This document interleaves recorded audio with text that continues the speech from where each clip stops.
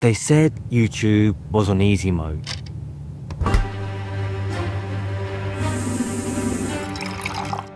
It was supposed to be the path to freedom. And that's why you're here. You want to be free. So did I.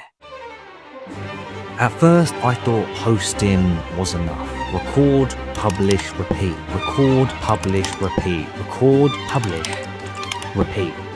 I hit upload and nothing. 12 views. No one gave a fuck. And that's when the walls began to close in. The noise got louder inside my head. Every mistake echoed like a failure. The scar tearing through my ego. I doubted if I had what it took.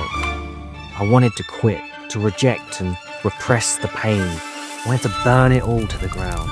But rock bottom has a strange clarity.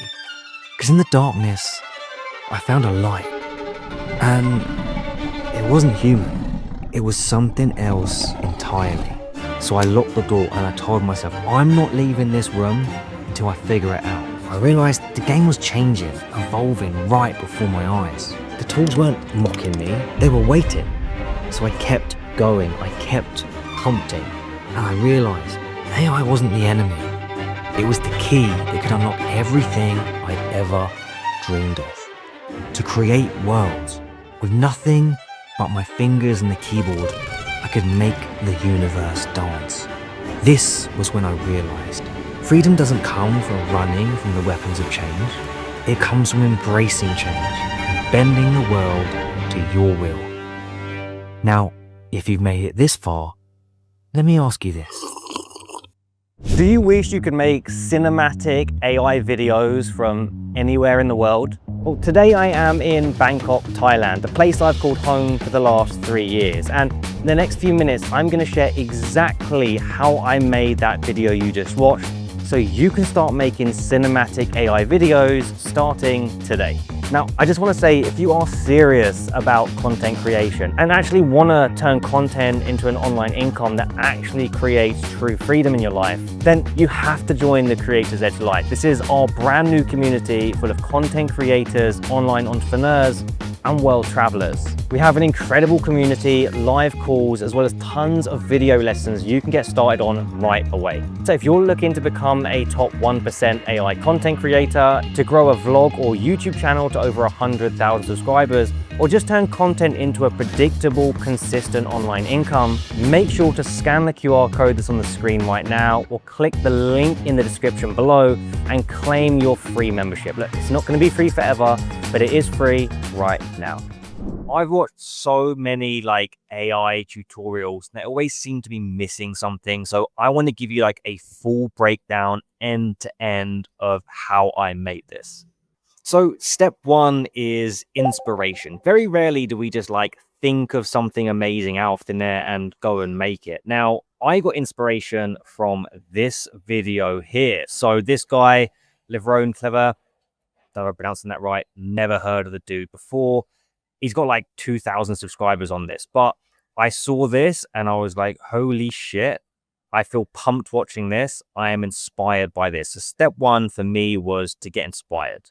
Now, step two for me was to find the actual idea of the video. I'm feeling inspired, but what's the actual idea? The idea is everything. If you have a shitty idea, you're going to have a shitty video. So I'd seen lots of these videos coming up online, like Pov, you locked yourself in a room. We got Jamie Robbins here. I locked myself in a room till I made a meal. You got Daniel Dalen, I think it is. Pov, you locked yourself in a room for 1 year and changed your life. So I really like the idea of locking yourself in a room until you get desired outcome. And because my brand, a lot of it's around world travel, location independence, personal sovereignty, I like the idea of locking myself in a room until I achieved freedom. Step three is actually the music.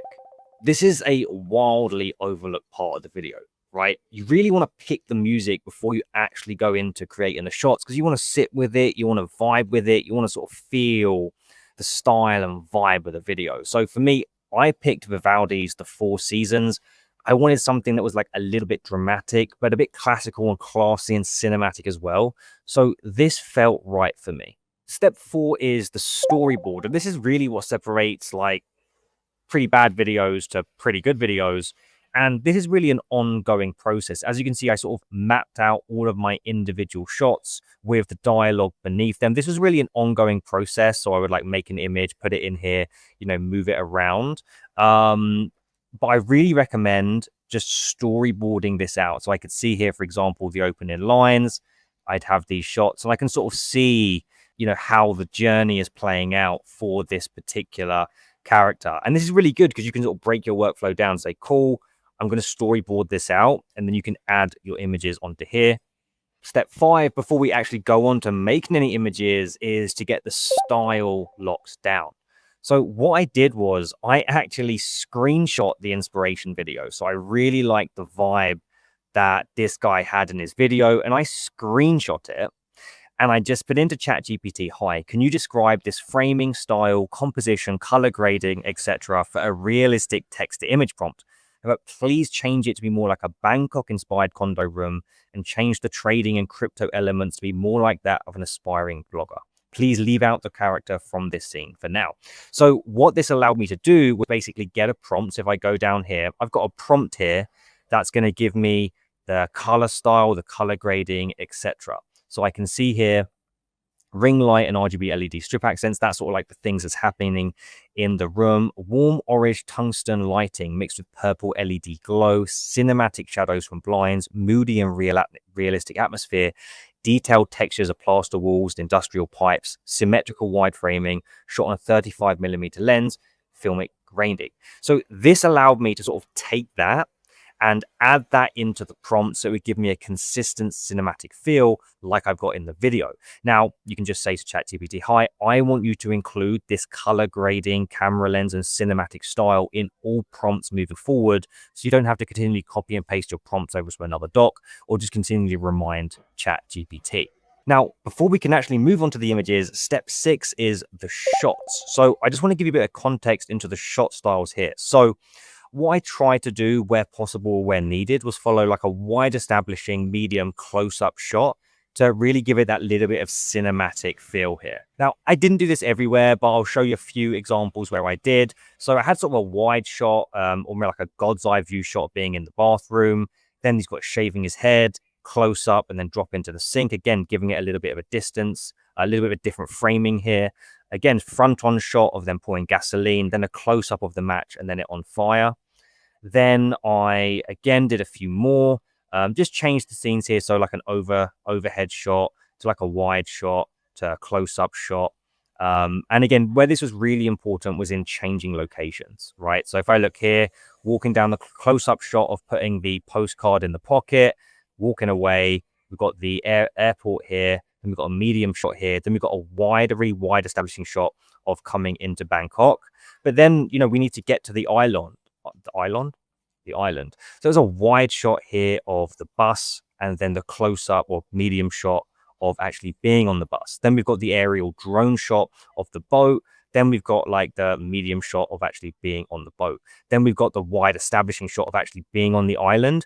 Then we've got the close-up of the postcard, and then the sort of arrival. Now, I want to sort of point out one thing here. So what I noticed in the video was that there was lots of references. This is great storytelling. Now, I'm not a great storyteller, but what I am is a great fucking thief, right? I'm a great thief of good ideas. So what you'll notice in this video is there had to be a payoff. Like, what was the payoff? What was the thing that the character was working towards? So there's lots of images there of a Porsche, right? And this Porsche continually comes up again and again in the video. Now, at the end of the video, the payoff is the subject gets the Porsche. So I love this. So what I actually did was I took a screen grab of the Porsche. I said, please, could you show an old dated postcard of PP Island in Thailand similar to the Porsche below? So I could actually, again, try to show visually what the subject was working towards rather than just say it. I tried to show it, and I used inspiration from this video. But for this subject, for my character in the video, the payoff was the island, not the Porsche. So now we are on to step 7, which is actually creating the images. Now, it's really important to do all this groundwork because it's going to make everything a lot easier. But here's a little trick. You see, everyone is banging on about getting good at text to image prompting. And I appreciate that's really important, but I think it's more powerful to get good at just telling AI to give you good text to image prompting. So what I did was I just found shots. Like, I don't know, I find it hard to have like a vision in my mind of what I want and then go and put that into a text to image prompt. So I would just like go on Google, and I know in my mind what I'd want. So I'd go into Google and be like, cinematic mirror scene, man look into mirror. And then I would just copy this and I would say into ChatGPT, can you give me a prompt which places the subject in this character? And then it would give me that prompt. And I did this throughout in all different ways that I was inspired. For example, give me a prompt which recreates my subject in this scene and pose, please. And that is what gave me this shot here. Okay, so I'm just literally getting AI to do the work for me. Okay, and I did this all through this. So this was a channel that I really like, and I wanted sort of the subject leaning over the table with lots of different ideas and messy paper on the table. And we actually used that where he was sitting here, but this was like our inspo for that. And really, I did this throughout. There's looking into the fridge here, and that's where the subject's looking into the fridge. We've got the paper, the messy ideas of the paper. And that is here. These are just screen grabs from YouTube, right, that I've taken and just put in here. Now, some of them didn't work out. I didn't end up using them. Again, this is like another lock-in video, like a god's eye view of person sitting at the desk. Hey, now do this shot, but remember our color grading, camera type, room setting, as well as what our subject would look like from above. Did that, and guess what? That's what gave me the overhead shots that we have here.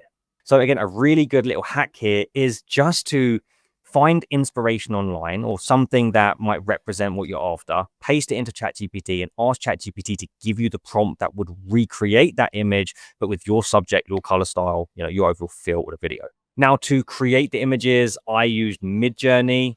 So again, I just put the prompt in here. Now, if I want to get it looking like myself, I literally just click add image, go to Omni reference. I'm going to select myself. So you want to have a very clear, very good lighting, very obvious, representation of what you actually want yourself to look like. So with Omni reference, if it's something like an above the shoulder shot focusing on your face, I move the Omni strength up to like 250. Now, what you'll notice is if you go for like a full body shot, okay, and you do an Omni strength of like 250, it's going to get your body, your whole structure off. It might make you fat, thin, tall, short, whatever. So what I recommend you do is take a picture of yourself, put it into ChatGPT and ask for a description of the subject. Then what you can do is you can paste that alongside your prompt. So you can have the description of, the scene that you want. You can have the description of the subject in terms of what they actually look like and add the Omni strength of 250. And then it's going to bring that to life. So that's what gave me this shot here. This was first try.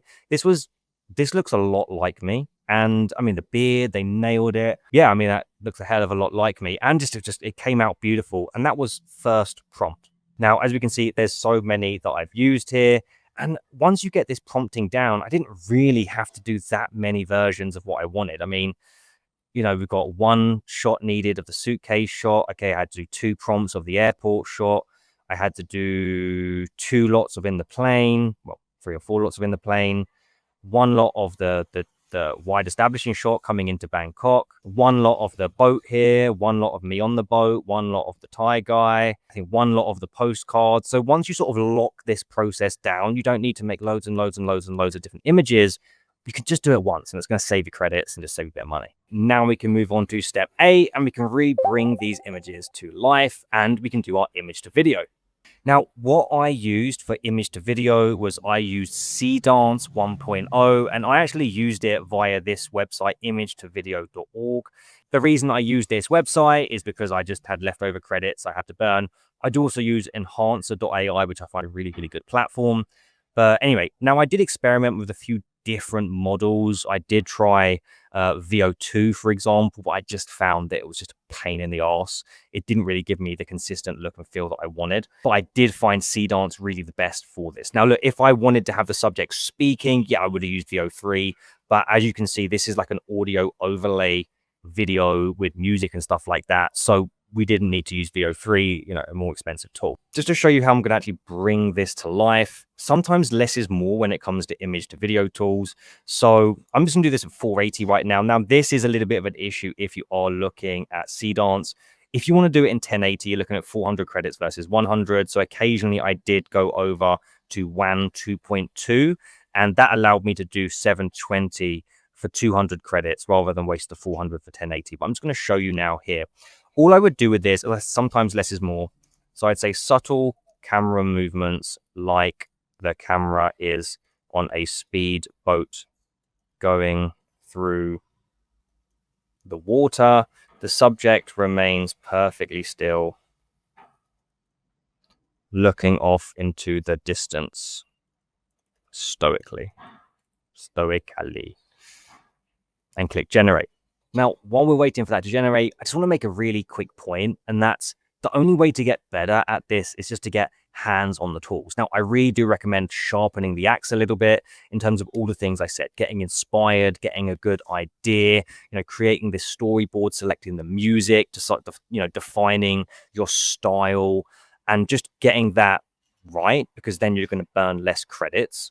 But there is a point at which you just need to put a bit of money into the tools, get hands-on, burn a bit of cash.